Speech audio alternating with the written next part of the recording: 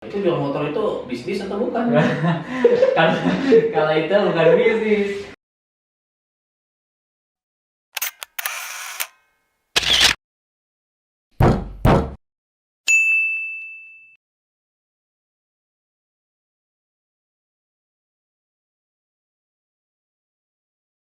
Fajar Raja Nugraha ini kenapa minat banget bisnis British Propolis gitu kan? Padahal bisa juga dia bisnis-bisnis yang lain gitu kan. Bisa kan bisnis jadi bisnis kuliner. Zaman sekarang kan lagi ngetren juga kan bisnis kuliner, lagi banyak yang mengikuti gitu. Terus bisnis fashion atau bisa juga bisnis jual Ferrari segala macam gitu kan. Kenapa enggak melakoni bisnis-bisnis seperti itu gitu. Ya, pertanyaan bagus ya. Jadi sebenarnya saya nggak langsung terjun di bisnis British Propolis, nggak langsung. Dulu saya sempat jual kuliner ya, makanan kayak misalnya es krim mochi ya, terus saya jual jus ya, jus yang kayak di pinggir-pinggir jalan gitu ya. Terus ya yang lain sebagainya gitu ya, saya pernah juga ya. Untuk kuliner sendiri, kenapa akhirnya saya tidak terjun ke sana? Karena pengalaman saya nih yang es krim mochi ya, es krim mochi itu dia tuh basi itu kurang lebih 1 pekan. Kalau dia nggak punya freezer yang untuk es yang gede itu. Waktu itu jualannya itu harganya berapa itu si es krim Nah, mochi itu keuntungannya berapa? Es krim mochi itu dulu saya kebetulan ya itu yang punyanya itu kan omnya teman saya. Jadi harusnya harga mudahnya 3.000, untuk saya itu 2.500. Tapi dijual ke saya 2000 gitu. Dijual 5.000. Oh, 2000 ke orang lain, ke saya 2000 maksudnya. 5.000. 5.000. Malah itu maunya 10.000 gitu ya. Gitu. Nah, jadi waktu itu ya es krim mochi itu kan dia tuh freeze ya. Jadi basinya itu sepekan. Waktu itu saya ngambil 100 pieces ya, gitu 100 pieces. Nah itu kayaknya habis tuh lakunya 80 atau 90-an. Jadi Per apa itu? Per hari? ya saya jualnya kan karena saya waktu itu masih SMA, saya jualnya weekend aja. Jadi 2 hari itu gitu ya. Nah jadi 2 hari itu habis sekitar 80 atau 90-an. Nah tapi kan nggak bisa diendapin 1 pekan. Tapi stok berapa? Stok 100. Stok 100. Berarti bisa gitu 10 misalnya. Nah bisa 10. Nah bisa 10 kalau misalnya saya diemin pekan depan itu udah basi. Ya jangan diemin, kasih lah Gitu. kepada yang membutuhkan. Nah maka dari itu kan akhirnya habisnya tuh dimakan sendiri. Gitu, akhirnya habisnya itu dimakan sendiri. Akhirnya si keuntungannya itu ya untuk ngebayarin modal yang nggak jual. 10-10-nya dimakan sendiri itu, sisa dagangan itu. Iya paling ya sama teman kan karena kerjasama Ya, jangan dimakan sendiri, sakit gitu. perut, dingin itu. Gitu ya, berempat waktu itu. Nah sama dagang jus juga sama waktu itu ya, dagang jus gitu ya. Nah ketika misalnya gitu ya, saya kurang enak badan misalnya gitu ya, kan nggak mungkin di awal itu saya rekrut karyawan, nggak mungkin karena uang terbatas kan. Untuk pengusaha pemula itu kan uang terbatas, dari modal awalnya kan udah lumayan, udah hampir 20 jutaan gitu. Nah itu misalnya saya kurang sehat gitu, saya nggak masuk, saya nggak jualan gitu, maksudnya saya nggak jualan 2 hari aja, itu buah udah busuk gitu, buah udah busuk. Akhirnya apa kan, rugi stok gitu ya, rugi stok gitu, dan harus beli lagi yang baru gitu ya dengan uang sendiri, karena nggak mungkin buah ditukar tambahkan gitu. Nah jadi kenapa saya akhirnya nggak terjun di kuliner ya karena itu ya, nggak tahan lama, nggak awet gitu ya, karena cepat basi gitu. Nah terus yang kedua gitu ya, tadi ditanya kenapa nggak Ferrari dan lain sebagainya. Oh itu nggak mungkin lah, soalnya kan tadi kan saya mulai bisnis SMA ya, uang jajan saya bukan miliaran gitu, jutaan juga enggak gitu ya, uang jajan saya kan puluhan ribu gitu ya. Jadi ya nggak mungkin saya punya modal untuk berbisnis otomotif. Nah, tapi gitu. Fajar ini menariknya itu selain jualan mochi juga jual motor dia. Itu jual motor itu bisnis atau bukan? Kalau itu bukan bisnis. Kalau itu karena saya waktu itu saya punya motor sport waktu itu ya, alhamdulillah gitu ya. Nah ketika itu saya kan tinggal di Bandung gitu ya. Nah lulus SMA saya mau merantau ke Jakarta untuk kuliah. Nah dipikir-pikir kalau saya di Jakarta ya, kalau motor sport kan nggak bisa kebut-kebutan karena Jakarta itu kan macet gitu, terus panas gitu ya, nggak mungkin saya pakai motor sport di sana. Dan nggak mungkin pakai payung kalau panas. Nah gitu. Nah terus kalau misalnya kalau misalnya saya diemin di rumah, motornya nggak ada yang pakai, ya udah mending saya jual aja. Dan jual motor itu ya nggak mudah, itu saya nggak langsung kejual, saya pasang iklan langsung kejual, enggak. Itu kurang lebih 2 bulan 3 bulan baru kejual, baru satu motor itu. Tapi jual motor nggak susah, kalau jualnya 5 juta ke saya itu pasti dibeli langsung. Nah, itu namanya bukan jual, bukan bisnis. Karena bukan bisnis. Itu namanya sedekah, bisnis kan? Gitu. Namanya sedekah gitu. Kalau ruginya jauh banget gitu, modal motor sport aja. Jangankan motor Kan sport, namanya BU. motor matic Butuh aja. uang. Motor matic aja yang paling murah aja harganya 14 jutaan. Hmm. Kebayang kalau misalnya jual motor sport 5 juta gitu. Ya, dan itu menjadi doa tersendiri yang berkah gitu kan. Nah, terus Fajar ini begitu dari jualan mochi, ada kepikiran usaha apa selanjutnya waktu itu? Nah waktu itu sempat udah dari jual mochi itu, saya itu habis kulineran itu saya sempat ini ya, MLM, bisnis MLM ya. Dulu saya nggak tahu MLM itu bermasalah gitu ya, bermasalah maksudnya ya di kalangan ulama kan ada perbedaan pendapat antara halal dan haramnya gitu. Nah dulu saya belum tahu ya, saya waktu itu masuk coba-coba gitu. Nah tapi mungkin karena MLM yang saya masuki lingkungannya kurang bagus gitu ya, akhirnya itu nggak bertahan lama. Lebih spesifiknya gimana kurang bagus itu? Kurang bagus itu kayak dia tuh ngadain seminarnya malam gitu, dan acaranya sampai tengah malam gitu. Nah, menurut saya itu nggak cocok lah gitu. Buat saya nggak cocok. Masa cuman ngurusin bisnis yang duniawi sampai tengah malam kayak gitu. Mending kalau tengah malamnya itu tahajud bersama dan lain sebagainya. Ini enggak gitu. Ini cuman kayak seminar-seminar bisnis gitu. Terus bahkan sholat isanya pun ditabrak gitu. Jadi pas udah azan nggak langsung sholat gitu. Jadi terus gitu sampai akhirnya waktu itu ada yang kesurupan gitu ya, sekitar 1 orang masih dibiarin, 2 orang masih dibiarin, pas 5 orang akhirnya acaranya diberhentiin sholat bersama. Jadi sholatnya itu gara-gara ada yang kesurupan gitu. Itu kan bukan karena kesadaran sendiri. Nah gitu, nah jadi pas nih, wah ini lingkungannya nggak bagus. Akhirnya setelah saya mengikuti acara seminar itu gitu, saya selesai udahan, saya nggak bisnis MLM. Apa hanya lingkungan aja yang nggak bagus, atau ada yang lain juga yang nggak bagus kira-kira? Nah kalau dulu saya keluar MLM sih karena lingkungan aja. Karena lingkungan aja ya. Karena lingkungan, dan setelah saya pindah bisnis saya baru tahu ternyata MLM itu ada yang bilang haram gitu ya. Ya alhamdulillah ya, syukur. Haramnya karena apa?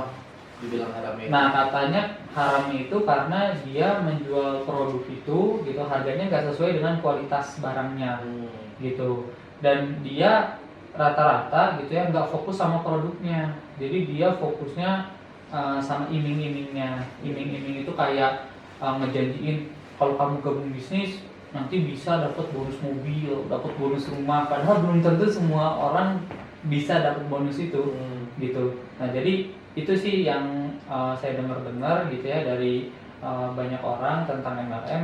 Jadi yang bikin haram itu yang satu, harga produknya nggak sesuai sama manfaatnya. Yang kedua itu tadi, jadi dia bukan fokus jual produk tapi jual impian. Tapi udah pernah keluar modal di situ? Pernah. Usaha berapa waktu itu modal? Waktu itu saya modal sekitar 1 jutaan. 1 jutaan. 1 jutaan tuh berapa ini ya, berapa banyak? 1 jutaan itu saya dapat kurang lebih 4 atau 5 produk gitu. 5 produk. Produk apa aja itu? Ada produk kesehatan, ada produk kecantikan gitu. Tapi semuanya nggak saya pakai. Nggak dipakai. Nggak saya Dan nggak pakai. berjalan juga di situ. Nggak berjalan. Nggak berjalan sama sekali ya. Sama sekali enggak gitu. Sama sekali saya belum jual, baru ikut seminarnya langsung udahan gitu. Nah terus setelah itu saya pindah ke bisnis properti. Nah bisnis properti waktu itu saya diajak jadi agen marketingnya gitu. Nah saya sempat survei waktu itu ke Bogor. Kirain saya Bogornya di kota. Ternyata pas saya survei apa tuh? Survei ini tanahnya, rumahnya gimana yang mau saya jual gitu. Kan nggak mungkin saya jual cuma dari internet. Oh saya tahu ini terus saya jual lagi, nggak mungkin. Saya harus survei dulu tempatnya benar nggak gitu dan lain sebagainya. Dulu supaya tahu spesifikasinya seperti apa. Gitu. Nah saat itu saya masih kelas 3 SMA gitu. Nah saya pertama kali ke Bogor gitu ya. Nah terus saya dijemput kan. Nah kirain saya dijemput kan pakai mobil, dikirain saya cuman 30 menit nyampe gitu atau sejam nyampe. Ternyata 2 jam, 2 jam setengah baru nyampe dari stasiun Bogor. Jadi kampungnya kampung banget gitu. Jadi ternyata juga propertinya itu belum dibuat. Propertinya belum Belum dibuat, tanah doang. lahannya juga belum dirapihin. Belum Gitu. dipeta-peta. Masih proses katanya gitu. Katanya jadinya baru jadi tuh 5 tahun gitu. Nah pas itu juga, wah saya nggak tertarik untuk jualin gitu karena nggak jelas ini yang dijual yang mana, nggak jelas gitu, rumahnya juga nggak ada, tanahnya juga belum di kotak-kotak gitu. Nah, akhirnya ya udah saya nggak lanjut di situ gitu, Nggak dapat penghasilan sama sekali dari situ. Saya nggak ngejual karena ya saya bingung apa yang harus dijual gitu. Dan ternyata pas qadarullohnya sekitar 2 tahun kemudian gitu saya dapat kabar ternyata agen properti itu nggak jalan lancar gitu, bahkan dituntut gitu. Dituntut karena ya itu progresnya nggak sesuai dengan perjanjian gitu. Nah gitu kan ada yang banyak yang pre-order kan, banyak yang beli dulu nanti ya, katanya lagi musim gitu. Gitu. Nah tapi ternyata nggak dibangun gitu. Nah itu jadi masalah ya. Alhamdulillah sih saya untungnya saya nggak lanjutin gitu bisnis yang properti itu. Nah sampai akhirnya saya ketemu bisnis fashion gitu. Bisnis fashion waktu itu dropship. Saya belum tahu hukum dropship waktu itu. Ternyata dropship juga nggak boleh sebenarnya gitu. Nah tapi dulu saya belum tahu gitu ya. Nah saya punya kurang lebih 13 supplier. 13 supplier saya jual di WhatsApp aja gitu waktu dulu gitu ya. Alhamdulillah sebulannya bisa ngasilin di atas UMR sekitar kurang lebih 5 jutaan gitu. Ya, biasanya kan kalau sistem dropship itu adalah orang-orang yang pengen berbisnis nggak punya modal sama sekali, ya. Makanya dia dropship kan. Betul. Terus lebih simpel juga karena dia itu nggak nyetok kan, gitu. Karena dia itu nggak nyetok gitu. Nah, terus akhirnya waktu itu saya udah lulus SMA, saya sekolah bisnis. Ternyata pas di sekolah bisnis, saya baru tahu kan itu sekolah bisnisnya syariah gitu ya. Nah jadi saya baru tahu bahwa dropship itu nggak boleh. Gitu, dropship itu kurang halal menurut sekolah bisnis saya waktu itu. Nah makanya setelah itu ya udah saya nggak bisnis fashion. Nah ketemulah bisnis British Propolis akhirnya gitu. Nah British Propolis ini kan nggak boleh dropship gitu, dan insya Allah tapi kok British Propolis ini harus ada modal ya? Ya. Modalnya dari mana itu? Ya modal kondisinya waktu itu Fajar itu belum kuliah nih, belum kuliah, penghasilan juga ya Allah alam ya, tahu ada atau enggak gitu. Kelihatannya sih waktu itu belum ada gitu. Tapi kok bisa gitu, dapat duit dari mana ini? Nah ketika waktu pengen modalin British Propolis ini. Nah itu modalnya kan dari bisnis fashion itu. Bisnis fashion saya itu udah jalan kan, udah sebulannya itu kurang lebih dapat hasil 5 jutaan gitu. Nah dari situ ya saya nggak lanjut bisnis itu, berarti kan masih ada uang tuh dari situ kan. Nah uang itu saya beliin ke British Propolis. Berapa waktu itu modalnya yang dikeluarkan? Modalnya itu sekitar 1 jutaan juga. Reseller berapa botol? 10 waktu itu. 10 botol. Nah progresnya sebulan pertama berapa banyak? Nah hasilnya sebulan pertama saya nggak ngerti nih, misalnya awalnya saya bisnis itu tuh iseng-iseng. Kenapa iseng-iseng? Soalnya waktu itu kan ayah saya itu sakit jantung. Papa itu sakit jantung gitu. Nah waktu itu saya lihat ada di brosurnya itu bisa mengatasi sakit jantung. Nah tadinya saya beli 10 itu biar dapat murah, biar bisa dicobain sama papa gitu. Nah terus ketika itu gitu ternyata qadarullohnya ini papa tuh merasakan khasiatnya waktu itu. Katanya lebih enak nafasnya, nggak sesek dan lain sebagainya gitu. Nah jadi di bulan pertama saya sebenarnya belum jualan. Yang pertama saya belum pernah terjun di bidang kesehatan, belum pernah terjun jual suplemen gitu. Jadi saat saya punya produk suplemen yang baru itu saya ya masih bingung gimana cara jualnya dan lain sebagainya gitu. Jadi Ini suplemen atau obat ini sebenarnya? suplemen. Suplemen. Ah. Kalau suplemen itu kan pencegahan. Ya, suplemen itu pencegahan. Pencegahan niatnya. Hmm. Tapi kalau untuk orang sakit bisa nggak? Bisa. Berarti buat obat juga tuh fungsinya. Nah, karena kan suplemen itu pada dasarnya kan menjaga imunitas, Betul. gitu, imun tubuh. Nah, yang sakit itu kan rata-rata imunnya kurang. Nah, jadi ketika disupport suplemen, nah imunnya itu kan bagus. Sebenarnya kan imun sendiri tanpa obat, gitu ya, imun sendiri itu bisa mengobati, bisa melawan virus dan bakteri yang ada di dalam tubuh. Jadi secara nggak langsung suplemen juga bisa mengatasi penyakit, gitu, bisa. Berarti British Propolis itu multifungsi ya? Multifungsi, Bisa dijadikan sebagai suplemen ketika orang yang sehat dan bisa berfungsi juga sebagai obat Ya. orang yang sakit gitu Betul. ya.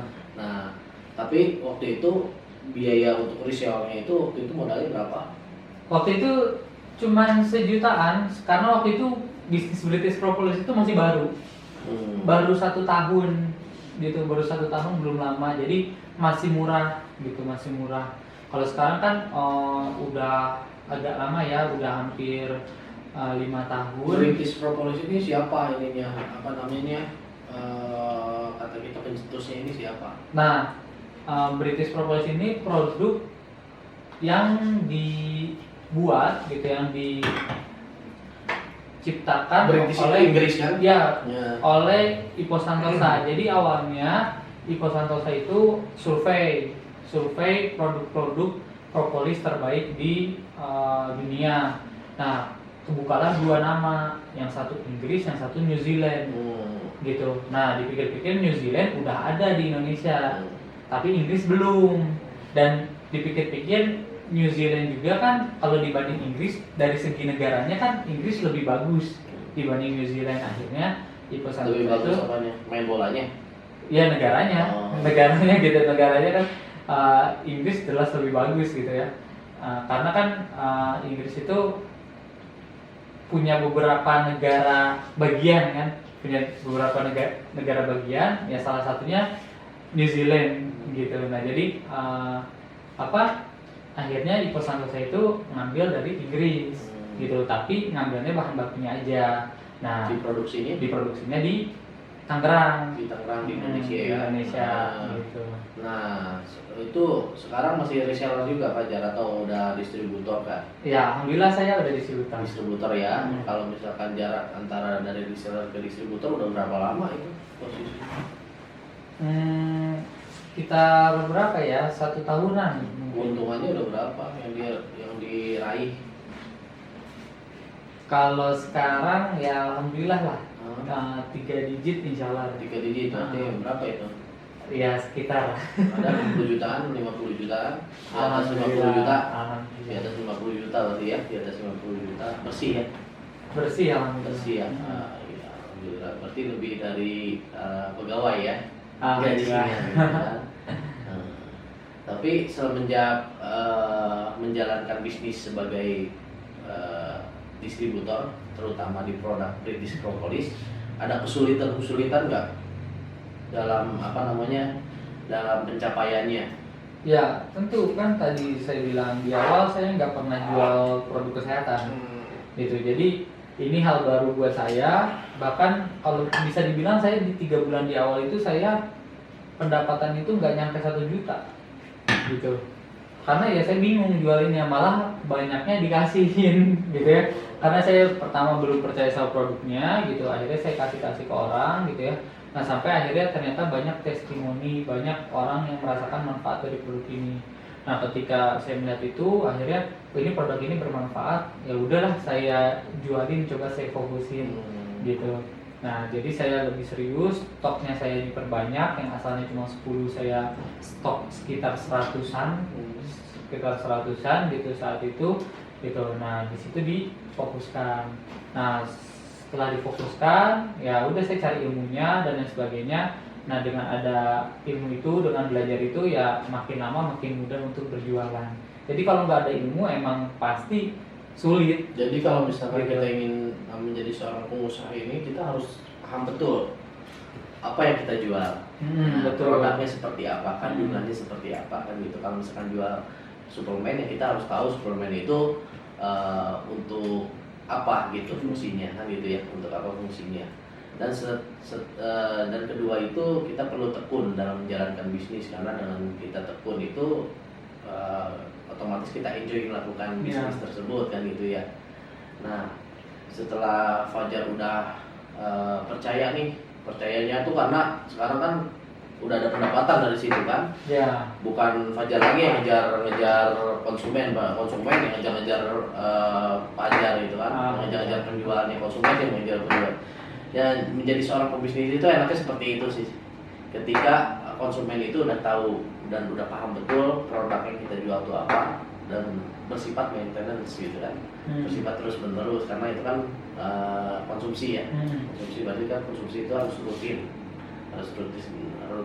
dikonsumsi gitu. Nah, perasaannya bagaimana itu? Apakah sudah tercapai apa yang diinginkan gitu Fajar dengan target yang udah dicapai seperti ini?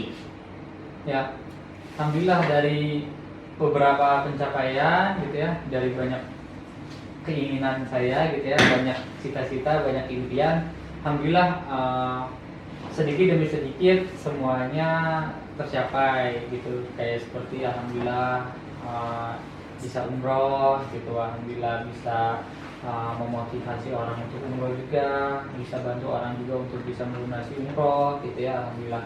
Terus bisa punya karyawan gitu ya, bisa bantu orang untuk mempunyai pendapatan gitu ya, alhamdulillah. Nah, jadi banyak dan masih banyak lagi yang sudah tercapai, seperti ya menikah gitu ya, ngasih hadiah ke orang tua dan lain sebagainya gitu ya. Ya, alhamdulillah sedikit demi sedikit semuanya tercapai gitu ya. Ya, tapi ya tentu ya namanya manusia, tentu setelah satu persatu impian tercapai pasti ada lagi impian-impian baru yang ingin dicapai gitu. Pasti ada lagi impian-impian baru yang ingin dicapai. Nah, itu ya terus saja berproses gitu ya, semoga semuanya tercapai. Siapa orang yang sangat berperan dalam kesuksesan Fajar ini? Ya, kalau yang sangat berperan banyak ya tentunya. Kalau orang ya pertama orang tua gitu. Yang pertama orang tua pasti ya dari papa gitu ya, mendukung di awal, memperbesar modal, memperbesar stok gitu ya. Nah, stok saya awalnya dari 100-an gitu, jadi alhamdulillah 500-an gitu. 500-an 50 juta itu ya gitu. Alhamdulillah sekitar 50 jutaan gitu ya, dibantu gitu. Ya, itu tahap awalnya ya papa sangat berperan gitu. Nah, kalau tahap pengembangannya dari mentor ya, dari Mr. Jos, dari Mas Ipo Santosa ya, alhamdulillah mereka membimbing saya dengan maksimal gitu ya, alhamdulillah sampai bisa berkembang seperti sekarang ini. Jadi bisnis itu perlu dibimbing juga ya supaya terarah. Ya, betul gitu.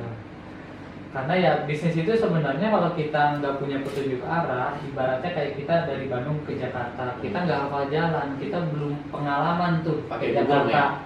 Ya kan ada petunjuk arahnya, Google Map. Nah, tapi kalau misalnya Google Mapnya nggak ada petunjuk jalannya, pakai peta gitu yang dijual-jual di lampu lalu lintas. Tapi kan tentu harus ada petunjuk jalannya. Kalau nggak ada petunjuk jalannya, kita nggak punya kompas, misalnya nggak punya peta, nggak punya Google Map, nggak punya orang yang udah pernah ke Jakarta, pasti kan nyasar, pasti banyak gagalnya. Nah, sama bisnis juga gitu. Kalau misalnya kita nggak punya petunjuk jalannya, mungkin nggak punya ilmunya, nggak punya mentor, gitu ya, nggak punya apa-apa gitu ya, kita cuma modal nekat doang, modal berani doang, pasti banyak gagalnya, banyak jatuhnya gitu.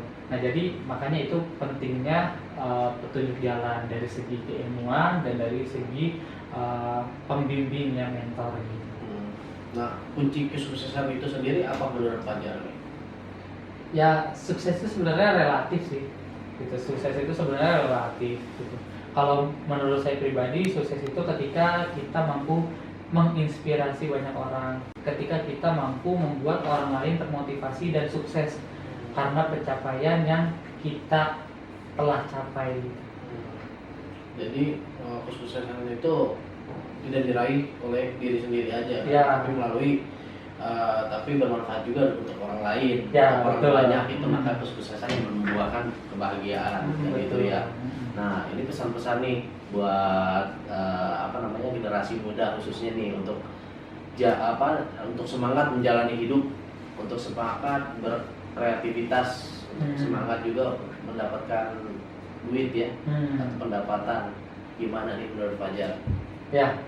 Nah, jadi buat teman-teman gitu ya, buat teman-teman nih yang mungkin masih muda atau mungkin sudah tidak terlalu muda ya, dalam bisnis itu nggak ada kata terlambat ya. Banyak orang yang baru sukses di usia tua, baru mulai bisnis di usia tua, banyak. Ada juga banyak juga orang yang di usia muda udah sukses, ada juga. Jadi nggak ada kata terlambat, nggak ada kata terlalu cepat. Semua bisa sukses. Yang penting apa, teman-teman mau berproses gitu ya, teman-teman mau berproses. Dan di usaha ini gitu ya, di bisnis ini gitu ya, teman-teman itu ya kalau mau sukses gitu ya harus mau capek di awal gitu, harus mau capek-capek di awal, kayak kurangin tidur, kurangin makan, banyakin usaha, banyakin amalan gitu ya. Insya Allah teman-teman nanti kedepannya kalau di awal udah capek-capek, kedepannya nanti santai-santai gitu, karena apa, suksesnya lebih cepat gitu. Nah jadi teman-teman di sini ya, baik yang masih muda maupun yang sudah tidak muda ya, teman-teman semua bisa sukses. Nggak ada kata terlambat, nggak ada kata terlalu cepat. Yang penting dimulai aja sekarang gitu. Karena yang bikin teman-teman sukses adalah teman-teman mau memulai dan mau capek mulai dari sekarang gitu. Karena kalau ditunda-tunda ya nggak sukses-sukses gitu ya. Nah makanya yuk dimulai teman-teman bagi yang mau bisnis ya. Saya doakan teman-teman semua sukses.